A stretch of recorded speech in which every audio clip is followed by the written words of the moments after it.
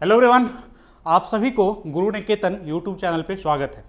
आज का वीडियो का जो टाइटल है ये है जो मतलब CBT 1 में जो ALP और टेक्नीशियन का एग्जाम होने वाला है उसमें आप स्कोर इंक्रीज कैसे करें, क्योंकि ये अभी लास्ट टाइम ऑलमोस्ट हो चुका है। तो इसमें क्या होता है, लास्ट में आप मतलब परेशान हो जाते हो, मतलब इसको स्कोर नहीं बढ़ रहा है, क्या किया जाए, क्या तरीका अपनाया जाए। मैं अभी वही बताऊँगा जो मैंने अपनी ज़िंदगी में इम्प्लीमेंट किया है। एग्जाम के पहले मैंने इसको इम्प्लीमेंट किया और इंक्रीज हुआ है स्कोर, ठीक है। और मेरा हमको ये राइट है जो आपको ये एक्सप्लेन करें, क्योंकि मैं खुद 4-5 एग्जाम पास करके मतलब जॉब भी किया हूँ, ठीक है, रेलवे में भी। तो हम अभी आपको बताएंगे क्या क्या करना है, कौन कौन स्टेप लेने हैं, ठीक है। तो सारे को यदि आप फॉलो करते हैं तो ऑब्वियस बात है, हम नहीं कहेंगे जो डबल हो जाएगा, बट 5-7 नंबर आपका इंक्रीज जरूर हो जाएगा। वो तरीका देखिए, यदि आप पे सूट करता है तो एकदम लगाइए और वो आपको बेनिफिट देगा। तो बारी बारी चलेंगे, चलिए आइए। पहले सबसे पहले तो CBT में स्कोर कैसे इंक्रीज करें 1 में, ठीक। और यहाँ पे जो हम बात करेंगे, इसमें यहाँ पे हम बात ये करेंगे जो आप CBT 1-2 का जो कॉमन सब्जेक्ट है, मतलब तो उसमें आपको दोनों एक साथ लेके भी चलना है, चलिएगा तो फायदेमंद की बात होगी। कुछ कुछ अलग है, ठीक है ना। ये बात दिमाग में बैठ जाता है जो CBT 1 पहले कर लेंगे फिर हो जाएगा तो 2 करेंगे, ऐसा बात नहीं है। एक साथ लेके चलो। और यहाँ पे क्या ये नहीं है जो मतलब पूरा ड्रास्टिकली चेंज हो जाएगा। CBT 1 में कुछ और पूछा जा रहा है, 2 में और कुछ पूछा जा रहा है, मैथ में कुछ चैप्टर अलग है, आगे चल के अलग हो जाएगा, कुछ नहीं है। मतलब दिमाग में बैठा के चलना है, ठीक है। तो दोनों एक ही, एक बार यदि कोई कंसेप्ट क्लियर हो गया, ठीक है ना, यदि प्रॉफिट लॉस आपने कंप्लीट कर लिया तो आप CBT 1 में पूछे, 2 में पूछे, टेक्नीशियन में पूछे, NTPC में पूछे, ग्रुप डी में पूछे, मतलब सारा आप कर दोगे ना, ठीक है। तो ये माइंड सेट को एकदम प्रॉपर बना के रखना है। डन। अब आइए, अब देख लेते हैं एक बार सिलेबस को। तो आप लोग को ऑलरेडी पता है, मैथ जो है इसमें 1 में CBT 1 में 20 आएंगे, CBT 2 में कितना 25, टेक्नीशियन वालों को 25 आएगा, ठीक। अब यहाँ पे रीजनिंग की बात करें, ये 25 ये ओवरऑल 25 ही है।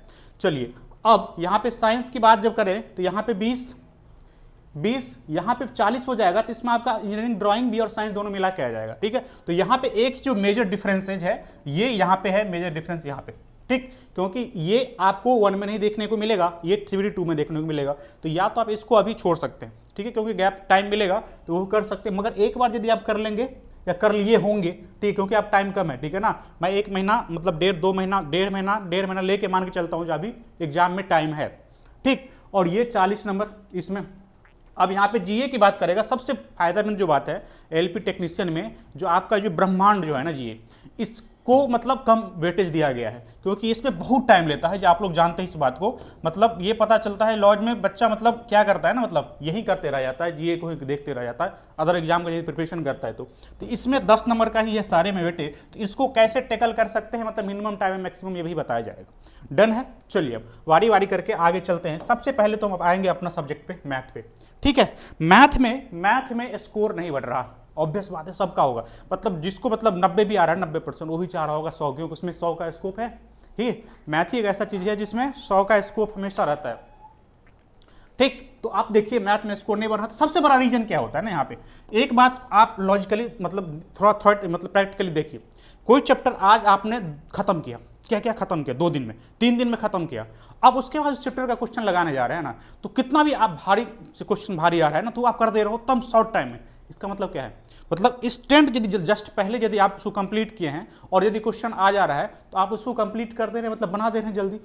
तब अब क्या होता है, जब मॉक देने बैठेंगे आप, ठीक, तो उसमें क्या होगा, कुछ चैप्टर जल्दी निकल जाएगा, शॉर्ट तरीका से निकल जाएगा, और कुछ में क्या होगा, नहीं बन रहा, नहीं निकल रहा है। तो उसको सबसे पहले फिगर आउट करना है जो कौन सा चैप्टर है जहां पे क्वेश्चन हमको नहीं निकल रहा है। मॉक एनालाइज करना है, देखना है और लिखना है जो कौन सा चैप्टर था जिसका मतलब मेरे क्वेश्चन गलत हुए हैं और मैक्सिमम टाइम उसी में गलत हो रहे हैं। उस चैप्टर का एक नोट्स बनाएंगे। मान के चलिए आप क्या, आप चैप्टर है क्या, पार्ट ये है, मतलब एवरेज है, आप एवरेज का क्वेश्चन आपसे नहीं बन रहा है और बन भी रहा है तो लंबा मेथड से बन रहा है। इसको क्या करें, पकड़ के लाएं, इस पे कम से कम आप 300 क्वेश्चन लगा दें, 300 क्वेश्चन लगा दें।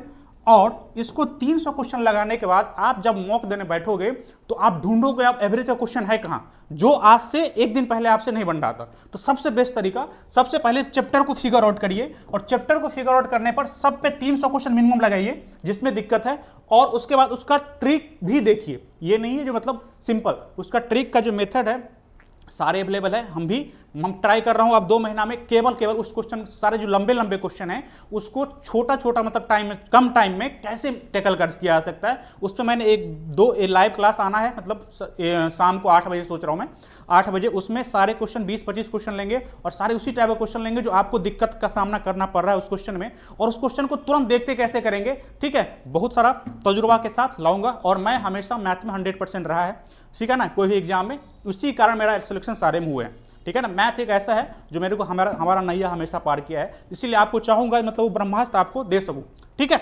चलिए, तो ये बात समझ में आ गई। चैप्टर को सॉर्ट आउट करने के लिए, मतलब जिसमें स्कोर नहीं बन पा रहा है उस स्कोर उसको अलग से लिखना है, उसमें 300 क्वेश्चन या 300 क्वेश्चन लगा लेना, 400, और वो आपका प्रॉपर सॉल्व हो जाएगा।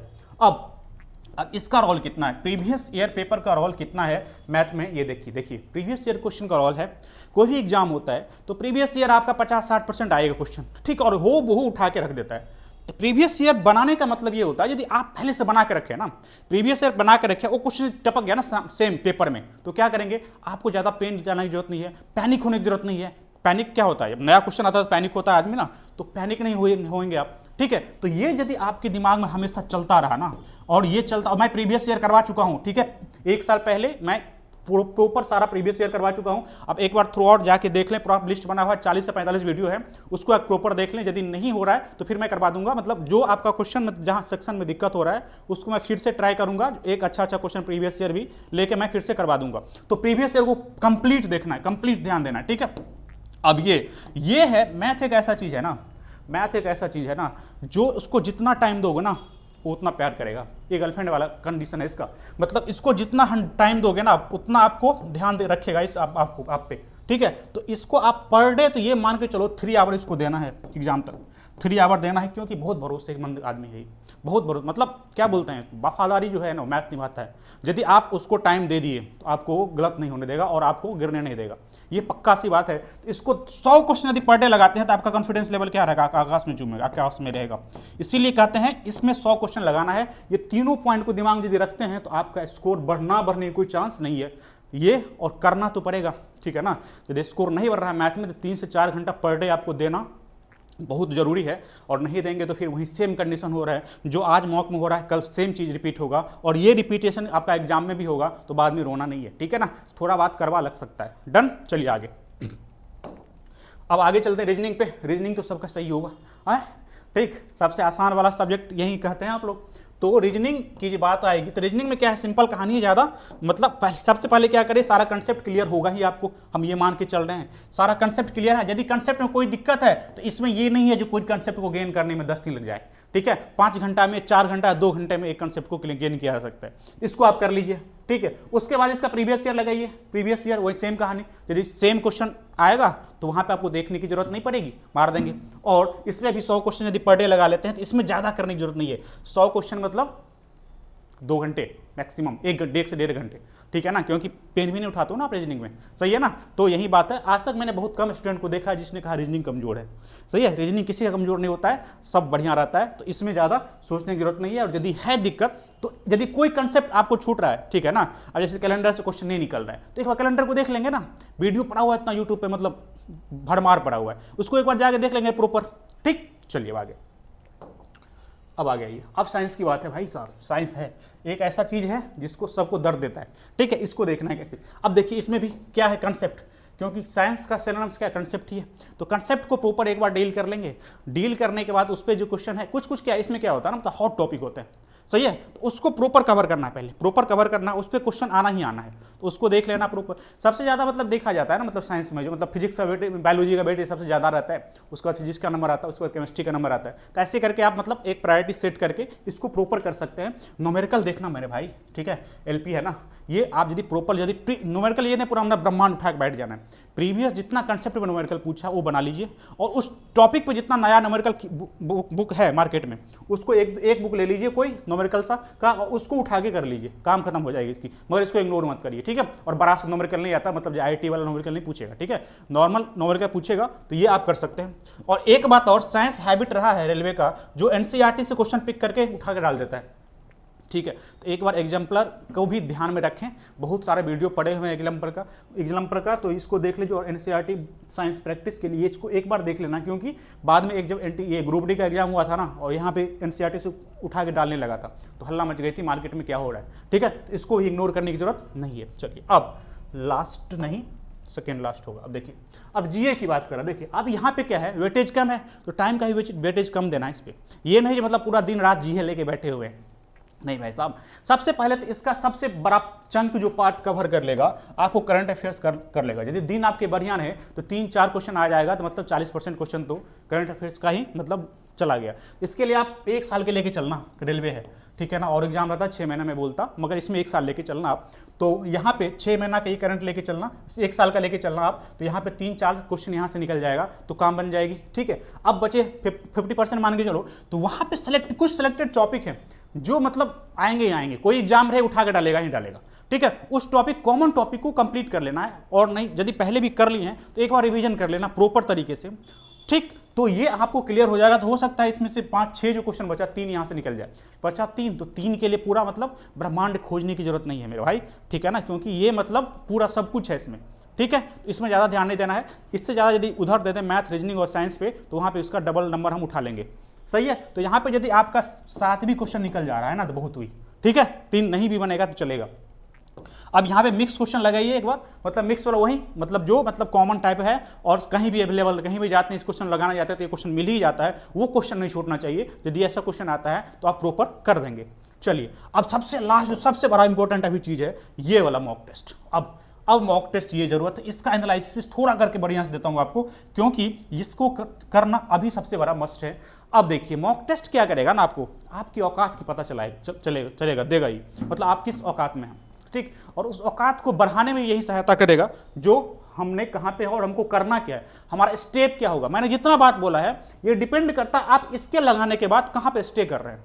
ठीक है, यही बताएगा मैथ के कौन सा चैप्टर है जहाँ पे हमारे स्कोर नहीं बन रहा है, यही बताएगा साइंस का क्वेश्चन मिस कर रहा है हमसे, यही बताएगा जो मतलब रीजनिंग का कंसेप्ट हमको नहीं आ रहा है।